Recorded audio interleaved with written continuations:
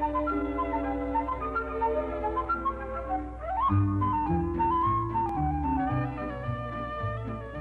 corpo e seus sistemas.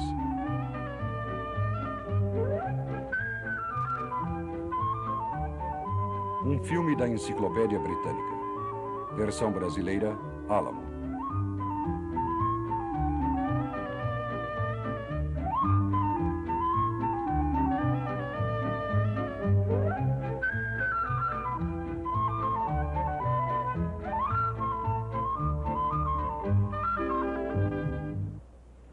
Eis o seu camping favorito. Estes capins cresceram bastante desde o ano passado. Olhem só, a velha pata está de família nova. E aqui está a árvore que Rui plantou no ano passado. Cresceu mais de 30 centímetros. Rui e Carla também cresceram.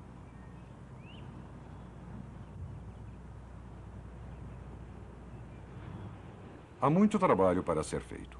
Armar o acampamento e descarregar a bagagem. Alguns trabalhos são pesados demais para Rui. Mas seu pai os executa com facilidade.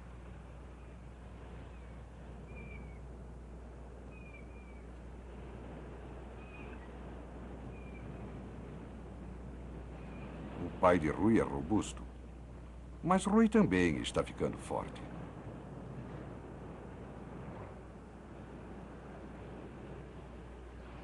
O que é que faz com que você fique forte? Será o exercício? Será que ele faz crescer? O exercício ajuda, mas você precisará também de outras coisas. Assim como o fogo, seu organismo também precisa de combustível, necessita de ar. Você não queima madeira em seu corpo. O que é que você queima em seu organismo? Na hora da refeição, Rui pergunta a toda a família: o que faz a gente crescer? Carla tem uma resposta. Ela acha que o que faz as pessoas crescerem é um piquenique, porque se recebe boa comida e ar fresco. E como é isso? Alimentamos-nos de pão, carne e leite, e desenvolvemos músculos e pele. E cabelo, acrescenta Carla. Ah, um novo dente está crescendo. Carla pensa que se fizerem muitos piqueniques, seu novo dente crescerá mais depressa.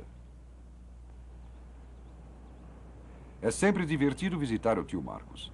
Hoje ele prometeu um passeio de barco a Carla e a Rui.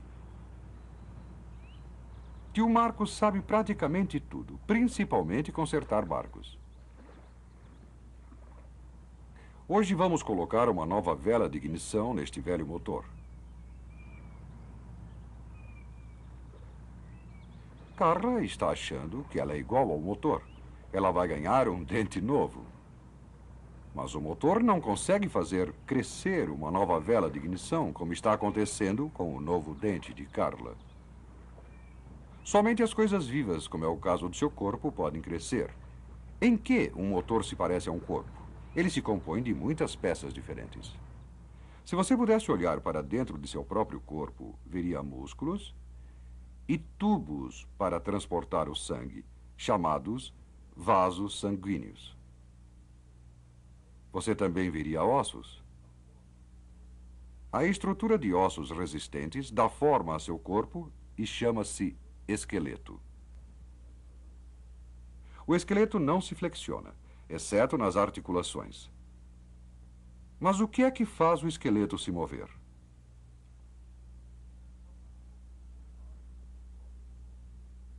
São os músculos que fazem com que os ossos se movam. Os músculos são formados por muitas partes minúsculas, chamadas células musculares. Os músculos encurtam porque as células musculares se contraem. Eles se distendem à medida que as células relaxam. E quando muitas dessas células trabalham juntas, encurtando e relaxando, ajudam a movimentar os ossos. Sempre que você mexer qualquer parte de seu corpo, é porque os músculos estão se movendo. Ao observar um barco, você verificará que ele se compõe de muitas partes. Até mesmo a menor das peças é importante. Algumas peças trabalham juntas. Para executar uma operação, vejamos as peças do sistema de direção. Quando todas as peças estão funcionando juntas, de forma adequada, ajudam você a pilotar o barco. Depois há o sistema de combustível. As diversas partes deste sistema trabalham em conjunto para levar o combustível até o motor, fornecendo-lhe energia para que possa funcionar. Seu organismo também possui sistemas. Qual é o sistema que processa seu combustível, isto é, o alimento que você ingere? Quando você come uma banana, muitas partes do seu sistema digestivo começam a funcionar. Em sua boca, o alimento é mastigado e engolido. No estômago, ele é misturado a sucos digestivos especiais que começam a fragmentá-lo em pequenas partículas.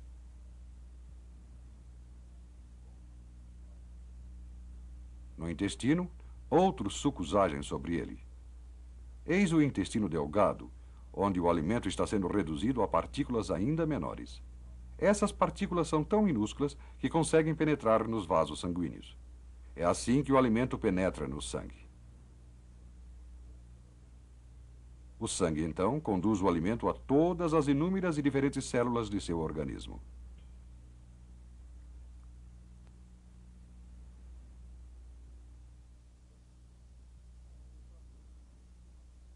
Quando você respira, você está acionando o seu sistema respiratório.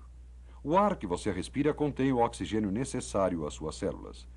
Quando você inspira, o ar passa pelo nariz, entra num tubo maior e depois em muitos outros tubos menores que existem nos pulmões. Os tubos menores terminam em pequenas vesículas. As paredes dessas vesículas contêm minúsculos vasos sanguíneos. O oxigênio retirado do ar penetra nos vasos sanguíneos e é levado pelo sangue a todas as células do corpo. As células necessitam de oxigênio e alimento, ou combustível. Quando os recebem, as células têm condições de cumprir suas tarefas. A célula produz resíduos, assim como sobram cinzas numa fogueira. Esses resíduos são levados pelo sangue. O sangue conduz alguns desses resíduos até os pulmões. Aqui os resíduos são liberados para dentro das vesículas aéreas. Você se livra desses resíduos quando expele o ar, e você obtém mais oxigênio quando inspira.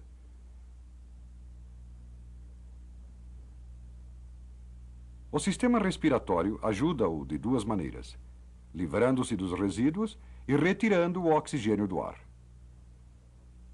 Mas, para executar essas tarefas, o sistema respiratório depende de um outro sistema, o sistema circulatório. Esta denominação designa todas as partes que interagem para fazer o sangue circular pelo seu corpo. A peça mais importante é o coração. O coração é uma bomba que nunca para. Bombeia o sangue através dos vasos sanguíneos. Os vasos sanguíneos que partem do coração são chamados artérias. Os minúsculos vasos sanguíneos que conduzem o sangue a todas as células do corpo são chamados capilares.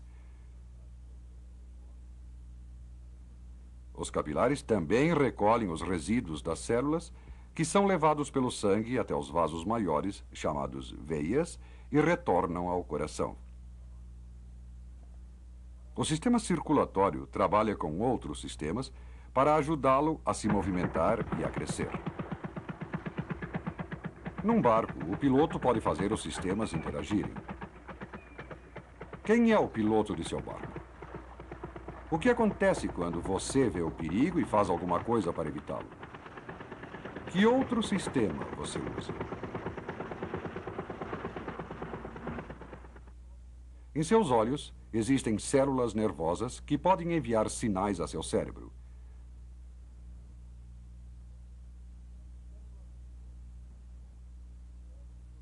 Células nervosas mais longas levam suas mensagens do cérebro aos músculos, dizendo-lhes o que devem fazer.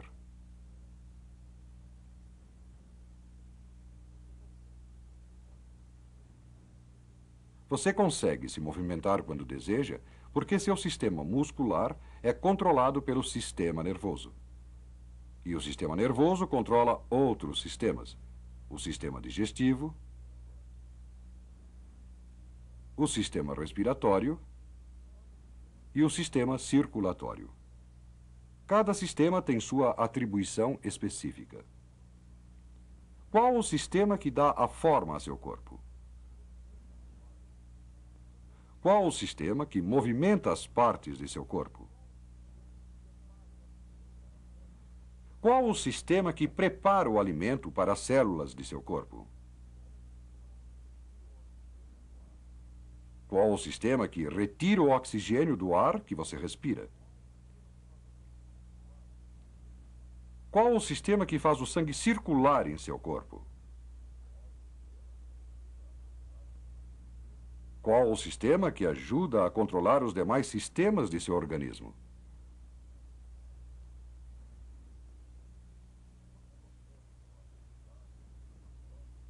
Você consegue agora lembrar-se de algumas formas pelas quais os sistemas do seu corpo trabalham juntas em tudo o que você faz?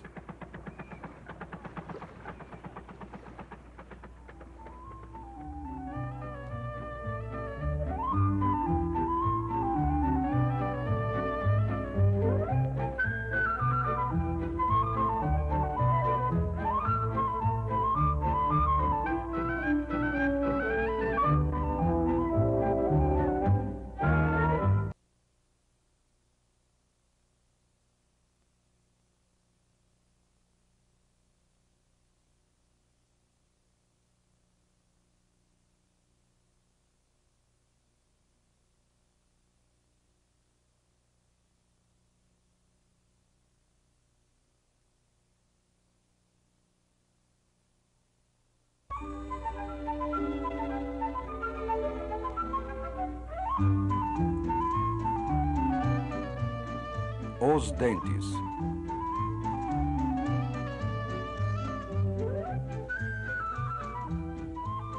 Um filme da Enciclopédia Britânica. Versão brasileira, Alamo. Quando uma família acampa, há muita coisa para ser vista. Fica-se tão absorto que nem se percebe que é hora de comer.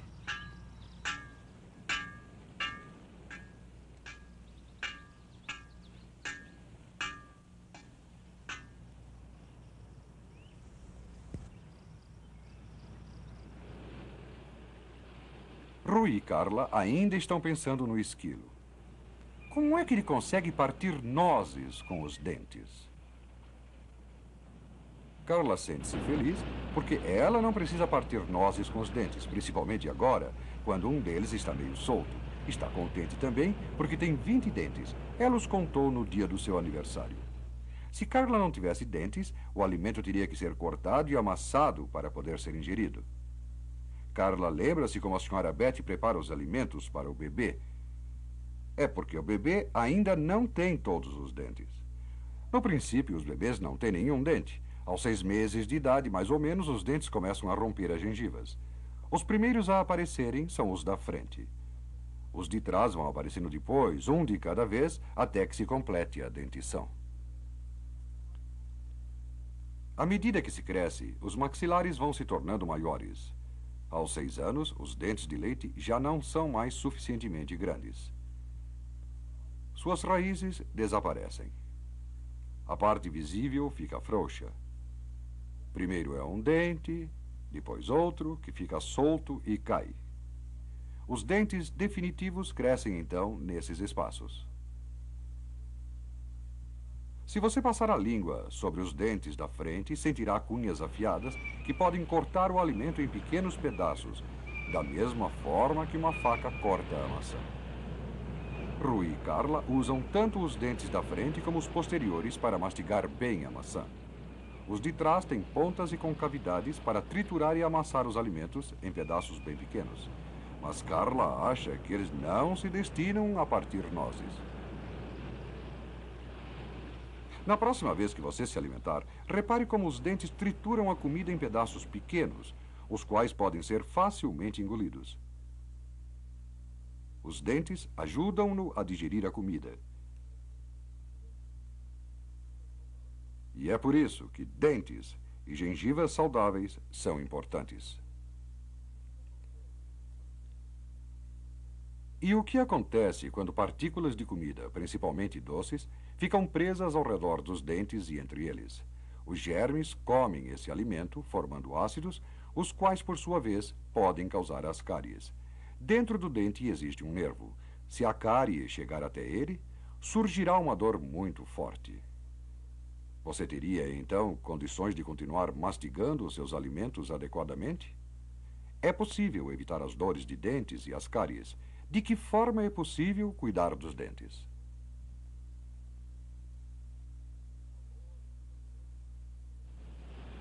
Uma boa alimentação, como frutas, legumes frescos, leite e carne, forma dentes fortes.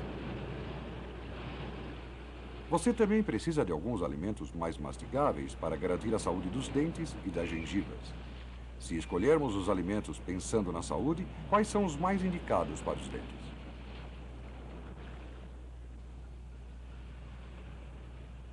Você preferiria um doce? Por que as frutas são mais saudáveis? E depois de comer, o que é que você deve fazer sempre?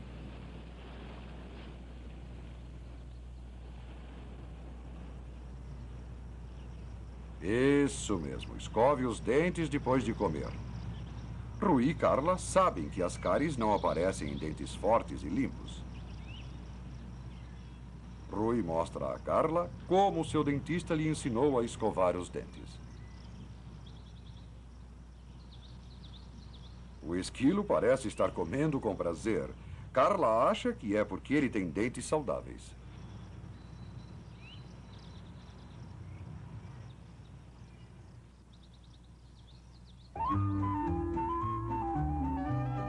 Carla e Rui estão contentes porque eles também têm dentes saudáveis.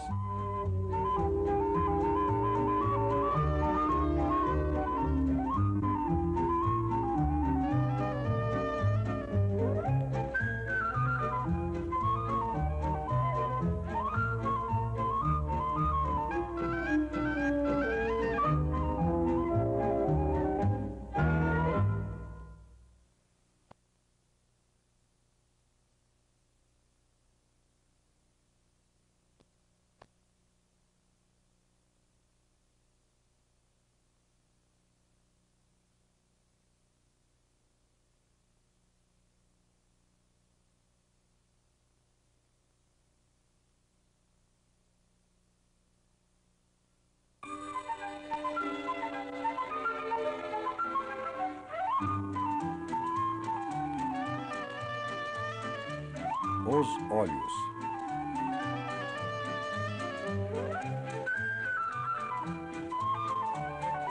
Um filme da Enciclopédia Britânica. Versão brasileira, Alamo.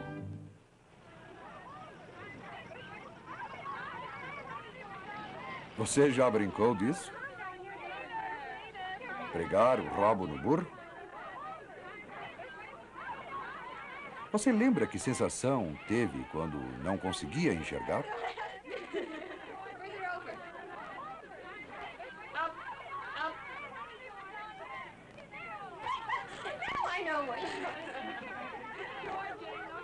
Pense nas inúmeras formas como você usa os olhos. Para brincar,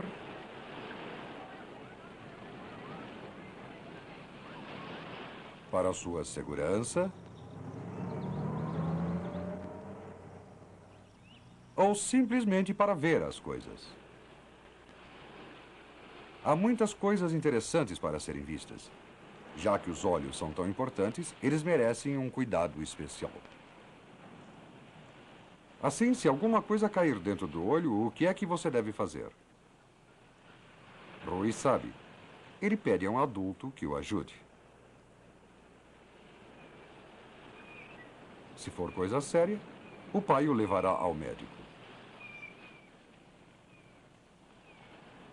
Como é o olho por dentro?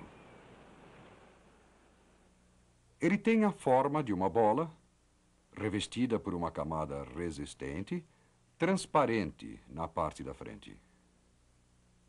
Se fosse possível abrir o olho para vê-lo por dentro, observaríamos uma espécie de pequena lente de aumento e um líquido aquoso. Veríamos também muitas pequeníssimas células nervosas. Mas como enxergamos? A luz é necessária para podermos enxergar.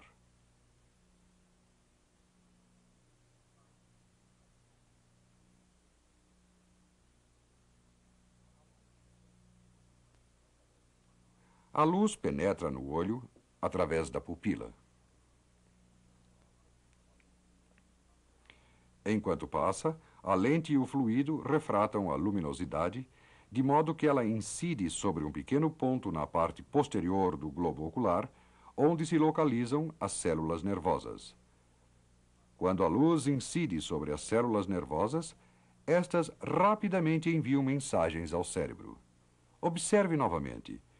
Quando a luz entra no olho, passa através da lente e do fluido. Estes refratam a luz, de modo que ela incide sobre o nervo. Os nervos enviam mensagens ao cérebro.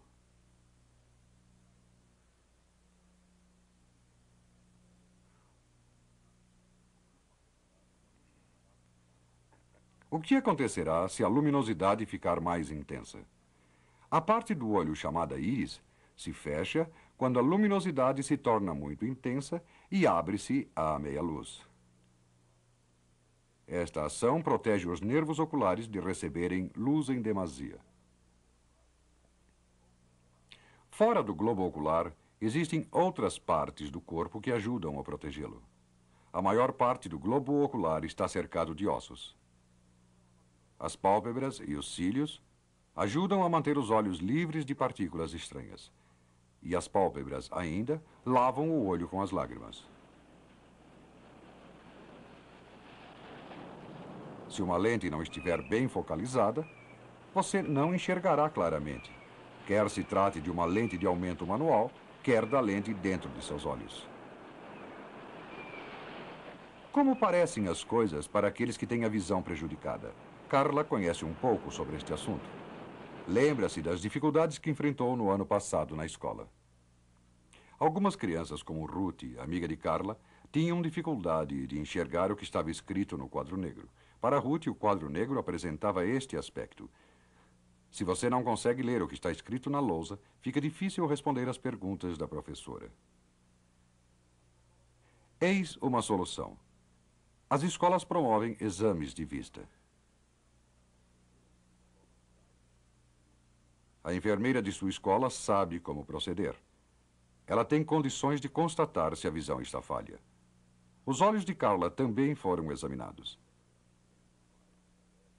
A enfermeira poderá pedir a seus pais que a levem a um médico que terá condições de ajudá-la. O médico poderá receitar óculos que ajudarão seus olhos a focalizarem e enxergarem claramente. E os óculos podem ser bonitos, além de úteis. Na classe de Carla, todas as crianças sabem como cuidar dos olhos. Sentam-se eretas, seguram seus livros a uma distância correta e sempre leem com boa luz. Sempre que você estiver lendo ou trabalhando na sala de aula, enxergar bem ajuda muito. Ao ar livre, você também depende de seus olhos. Pense nas inúmeras formas pelas quais seus olhos lhe são úteis.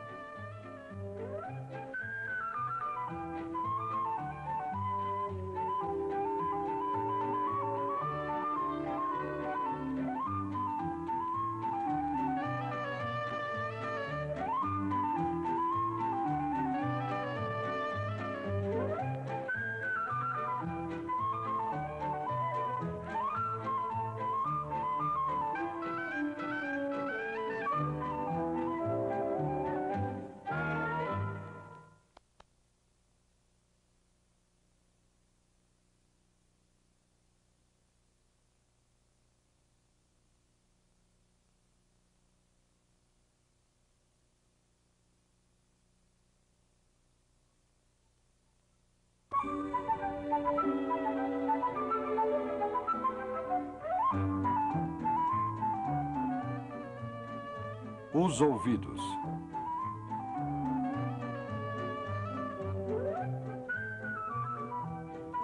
Um filme da Enciclopédia Britânica. Versão brasileira, Alamo.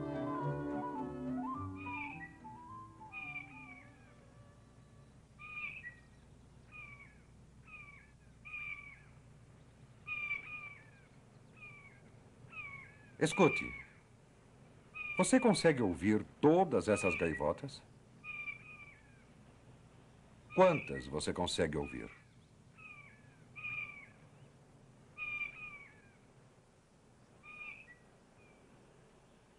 Agora ouça isto. Consegue ouvir o eco? E que tal isto?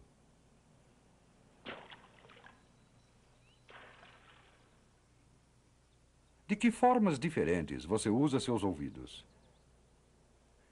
Escutando os sons novos, escutando os sussurros, ouvindo sinais.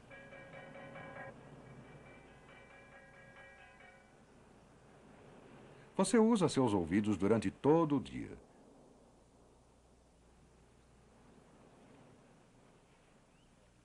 Você os usa quando ouve histórias, quando conversa sobre um piquenique, quando está respondendo perguntas e dando orientações.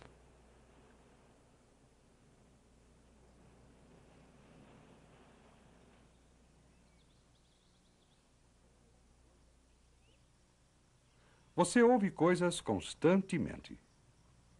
Mas quantas vezes entende? Às vezes não consegue ouvir, mas você entende.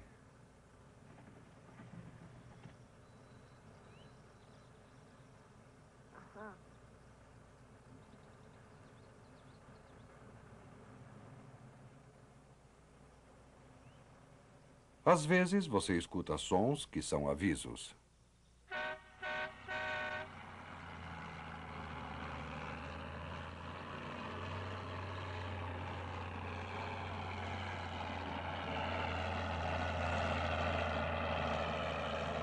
Seus ouvidos têm múltiplas utilidades. Mas existe algo mais além da parte visível de seu ouvido. A maior parte dele está onde não pode ser visto, dentro da cabeça. Sua orelha parece um funil que capta as ondas sonoras e as conduz ao ouvido interno. As ondas sonoras tocam numa membrana esticada, chamada tímpano, fazendo com que ele se mova. O tímpano está ligado a 3 ossículos que se movimentam sempre que o tímpano vibra. Estas partes do ouvido são tão sensíveis que até mesmo um sussurro as faz vibrar. As vibrações são percebidas por muitas células nervosas, também no ouvido interno.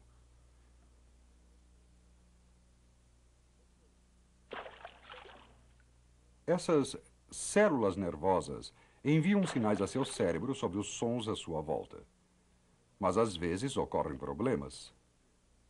Uma forte batida pode romper o tímpano. E então, você ainda poderá ouvir?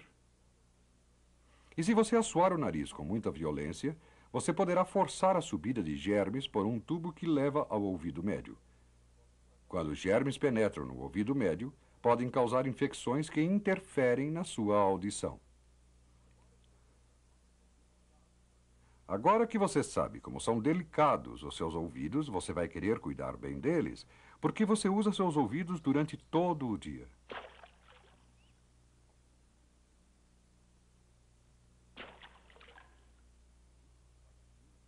Você usa seus ouvidos para ouvir de muitas maneiras diferentes.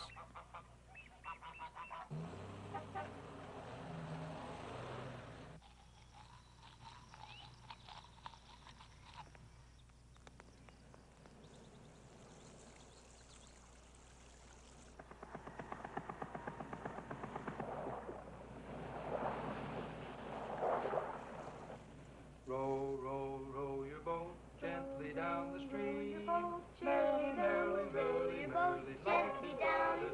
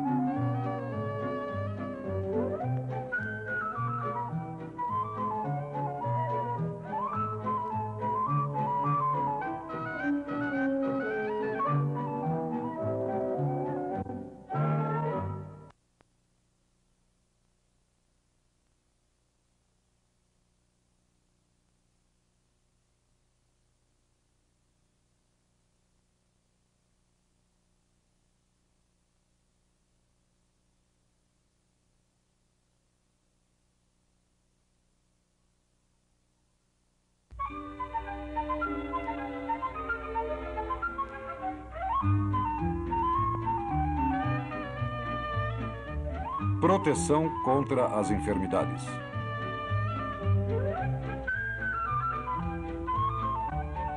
Um filme da Enciclopédia Britânica. Versão brasileira, Alamo.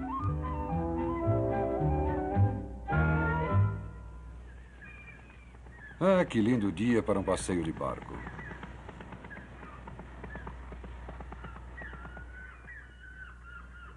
Rui e sua família vão fazer um piquenique em seu barco.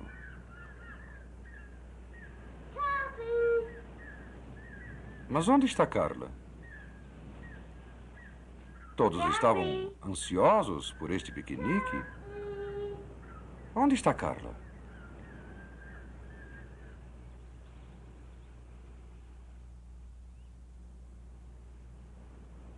O que há de errado?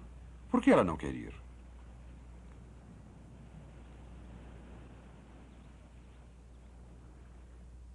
Carla parece doente. Terão que cancelar o piquenique.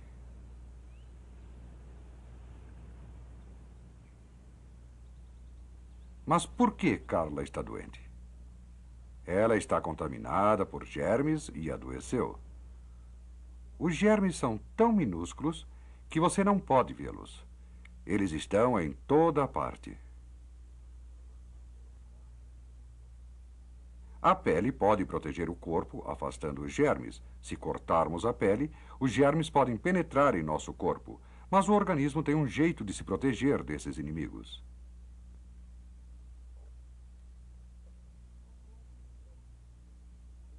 Os glóbulos brancos do sangue têm condições de sair dos vasos sanguíneos, penetrando nos tecidos onde se encontram os germes e destruí-los. O organismo tem outras possibilidades de proteger-se dos germes. Quando respiramos, eles penetram em nosso corpo. As adenoides e as amígdalas podem representar uma armadilha para os germes. O tubo chamado traqueia também pode deter os germes. Ele está revestido com um material grudento e por minúsculos corpos que se assemelham a cabelos, chamados cílios. Estes ajudam a empurrar esse material grudento para fora pelas aberturas nasais e pela boca.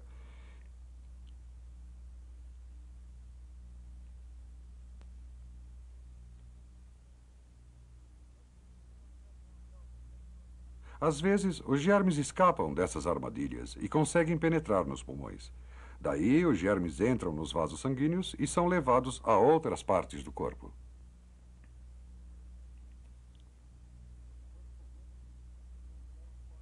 Quando comemos e bebemos, os germes podem penetrar em nosso organismo.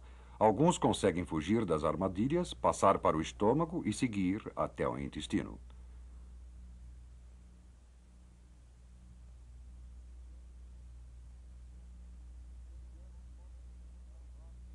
Os germes podem se multiplicar rapidamente e, quando o fazem, causam dor.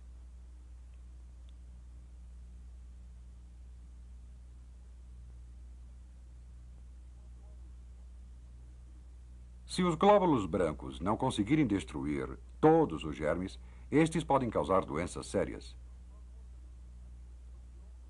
Mas o organismo ainda dispõe de outra possibilidade para proteger-se.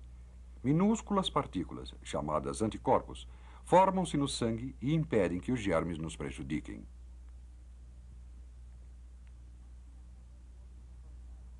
Mas como foi que os germes contaminaram Carla? Foi assim? Carla arranhou o joelho ontem, mas ele foi bem lavado e tratado.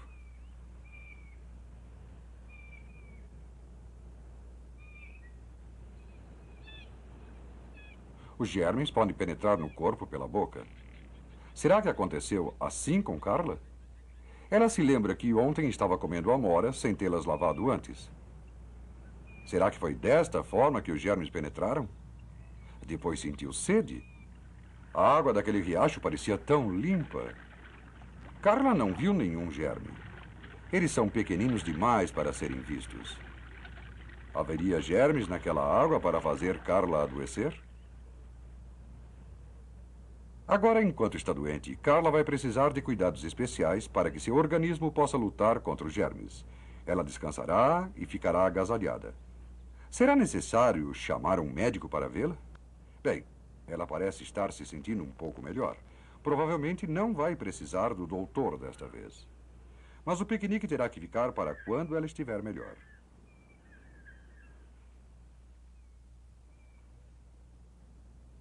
Como é que o resto da família pode evitar de pegar a doença de Carla?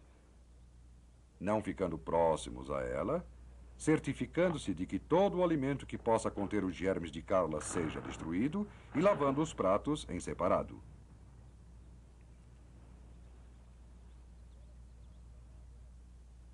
Ela ficará acamada até que esteja melhor. Com todo esse cuidado, é possível que amanhã já esteja se sentindo melhor.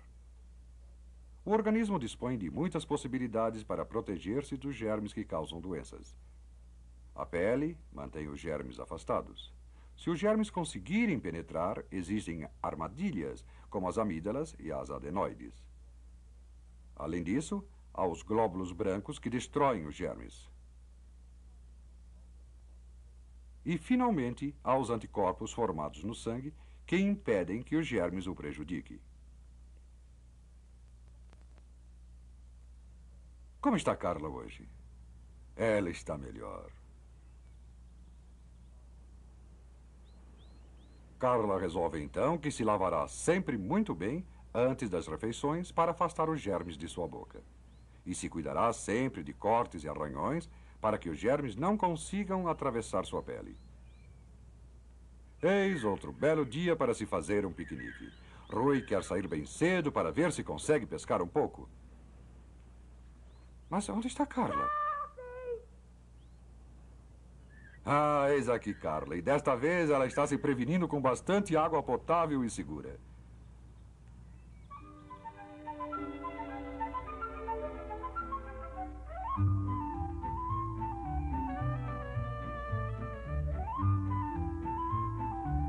Sim, está mesmo um belo dia para um piquenique.